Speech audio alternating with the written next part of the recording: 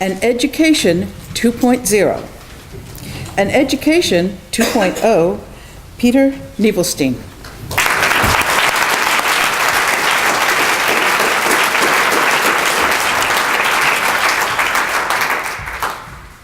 What's the question we most commonly ask children? What do you want to be when you grow up? Contest chair, Toastmasters. When I was 8 years old, I knew exactly what I wanted to be. Because I was fortunate enough to have a babysitter that gave me just the right amount of love and support to make well thought out decisions about my future. That babysitter was called cable TV. So when I grew up, I thought you only had two options if you wanted to be successful. You either became a fighter jet pilot like Tom Cruise in Top Gun, or you became a professional boxer like Rocky Balboa, and you had the Eye of the Tiger as a soundtrack to your life. Now, I soon found out that when it came to fighting, my Eye of the Tiger was more like an eye of a pussycat. But that made me even more determined in becoming a fighter jet pilot. I was so determined that I devoured even more books than a DTM Toastmaster devours applause in his lifetime. That's all I can assure you. Every cell in my body was tuned in into reaching that goal of one day becoming a fighter jet pilot. Until D-Day. Now, D-Day in my vocabulary meant Dad Day.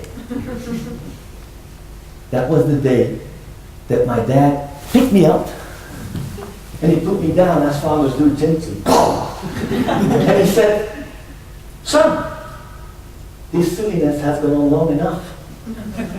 The chance of you becoming a fighter jet pilot is 1,000,000 to 1. From now on, you'll just study hard, get your degree, and get a normal, decent job." But there were no buts.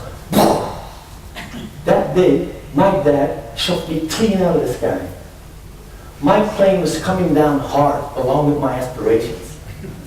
From that day, Peter the pilot was missing in action. Now, at school, I had similar experiences. We even had a teacher who gave us an essay with the working title, "What You Want to Be When You Grow Up." But he warned us. He said not to write about any unrealistic professions, because we were never going to be famous musicians, artists, actors. We were not going to be fighter jet pilots or doctors, according to him. Can you imagine that? A teacher, our guide through adolescence, our beacon of light in the darkness of puberty.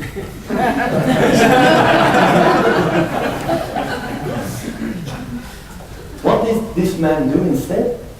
He collected our dreams. He said, "Come, boy, give me your dreams." "Yes, give them here."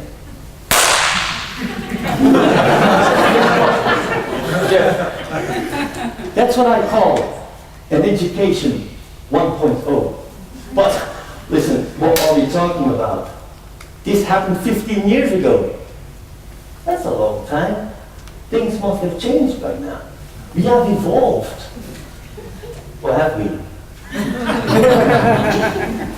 This is a plate that my 12-month-old son received. It says, "What do you want to be when you grow up?"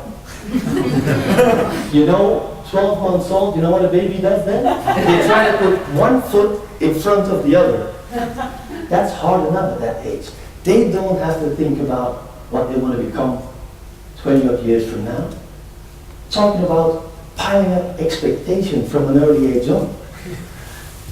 Secondly, I have a list here. These are the results of a survey done by a human resource company in 2011. They asked the participants, what is the most attractive, most imaginative profession that you would recommend to your loved ones and friends? These are the results. Engineer, architect, veterinarian, professor at university, doctor, pharmacist, notary, IT consultant, college teacher, or surgeon. Now, don't be offended if your name is on this list. These are good professions.